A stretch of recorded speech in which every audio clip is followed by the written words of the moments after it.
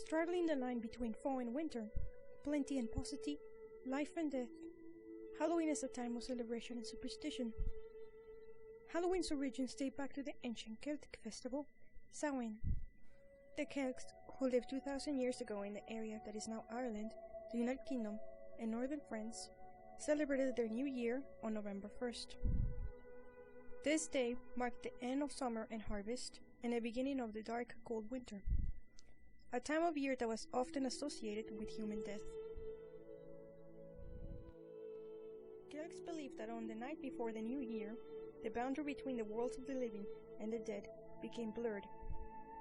On the night of October 31st, they celebrated Samhain, when it was believed that the ghosts of the dead returned to Earth. In addition to causing trouble and damaging crops, Celts thought that the presence of the otherworldly spirits made it easier for the Druids, or Celtic priests, to make predictions about the future. For people entirely dependent on the natural world, these prophecies were an important source of comfort and direction during the long dark winter. By 43 AD, the Roman Empire had conquered the majority of Celtic territory. On May 13, 609 AD, Pope Boniface IV dedicated the Pantheon in Rome in honor of all Christian martyrs. This was known as All Martyrs' Day. Pope Gregory III later expanded the festival to include all saints as well as martyrs, and moved the observance from May 13 to November 1st. In 1000 AD, the Church would make November 2nd All Souls' Day, a day to honor the dead. All Souls' Day was celebrated similarly to Samhain, with big bonfires, parades, and dressing up in costumes as saints, angels, and devils. The All Saints' Day celebration was also called All Hallows or All Hallowmas, from the Middle English word All Hallowmas, meaning All Saints' Day. And the night before it, the traditional night of Samhain in Celtic religion, began to be called All Hallows' Eve and eventually Halloween. Halloween has always been a holiday filled with mystery, magic, and superstition. It began as a Celtic end of summer festival during which people felt especially close to deceased relatives and friends. For these friendly spirits, they set place at the dinner table, left treats on doorsteps and along the side of the road, and lit candles to have loved ones find their way back to the spirit world. We about crossing paths with black cats, afraid that they make bricks use bad luck. This idea has its roots in the Middle Age, when many people believed that witches about detection by turning themselves into cats. We try not walk under ladders for the same reason. But what about the Halloween traditions and beliefs that today's trick-or-treaters have forgot all about? Young women toss apple peels over their shoulders, hoping that the peels won't fall on the floor in the shape of their future husband's initials. Try to learn about their future by peering at egg yolks floating in a bowl of water, and stood in front of mirrors in darkness, holding candles and looking over their shoulders for their husband's face. Of course, whether we're asking for romantic advice or trying to avoid 7 years of bad luck, each one of these Halloween superstitions relies on the goodwill of the very same spirits whose presence the early Celts feel so keenly. In the second half of the 19th century, America was flooded with new immigrants.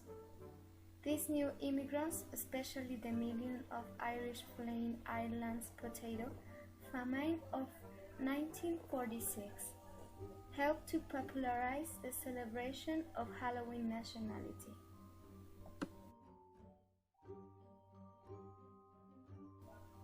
Taking from Irish and English traditions, Americans began to dress up in costumes and go house to house asking for food or money, a practice that eventually became today's trick-or-treat tradition. Parents were encouraged by newspapers and community leaders to take anything frightening out of Halloween celebrations.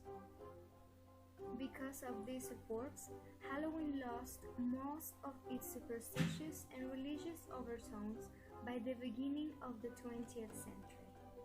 Between 1920 and 1950, the centuries-old practice of trick-or-treating was also revived. Trick-or-treating was a relatively inexpensive way for an entire community to share the Halloween celebration. In theory, families could also prevent tricks being played on them by providing the neighborhood children with small treats. A new American tradition was born, and it has continued to grow. Today, Americans spend an estimated $6 billion annually on Halloween, making it the country's second largest commercial holiday.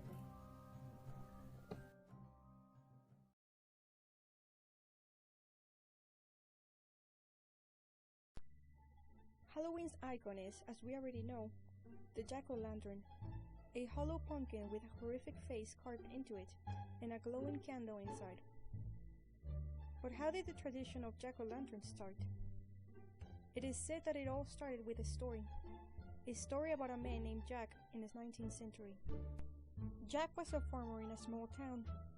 However, everyone knew him to be lazy, rude, and an occasional thief and gambler. He preferred to sleep while his family took care of all duties that were meant to be his. All in all, he was an awful vile man. One day, while he was skipping on his duties again, a stranger approached him. Jack, for all his past sins, knew the black-covered stranger was the devil. Jack tried to reason with the devil, telling him it was not his time to go, but the devil refused to hear him out. Jack thought, and told the devil he would go with him only if he first climbed a tree to get him an apple as a last favor. The devil agreed and climbed the tree. However, the devil noticed that Jack had been kneeling at the base and at once saw what he had done. Jack had placed a cross on the trunk of the tree. Enraged, the devil demanded for the cross to be taken off, as he couldn't climb down. But Jack refused.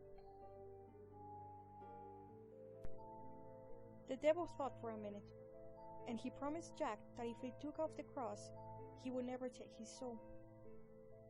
Jack immediately agreed to the deal.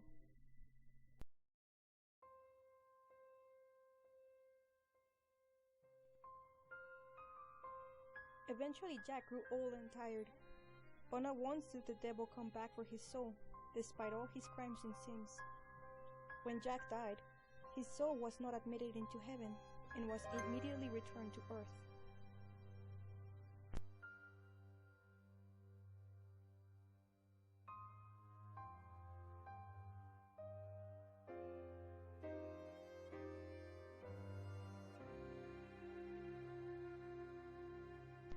Desperate for a place to rest, Jack turned to the devil, begging him to accept him into hell. But keeping his promise, the devil refused.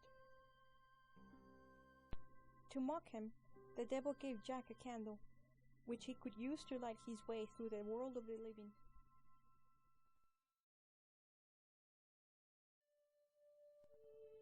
During his travels, Jack found a pumpkin which he carved and used to hold the ever-burning candle.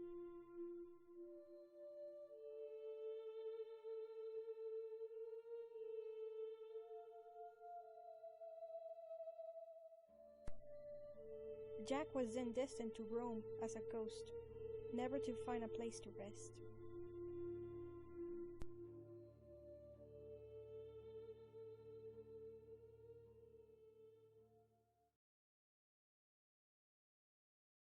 Ok, ya. I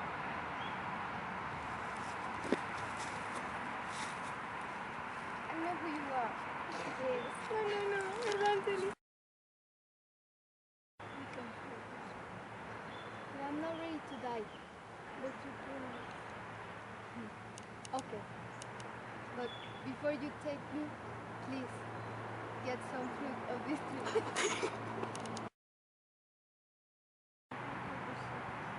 But I'm not ready to die. But you promise. Okay. But before you take me, then would you come?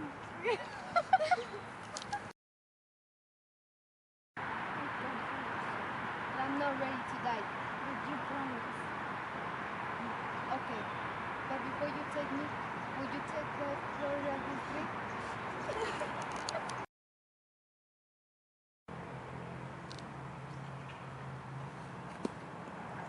Take off the cross, but I want to keep my soul. Please.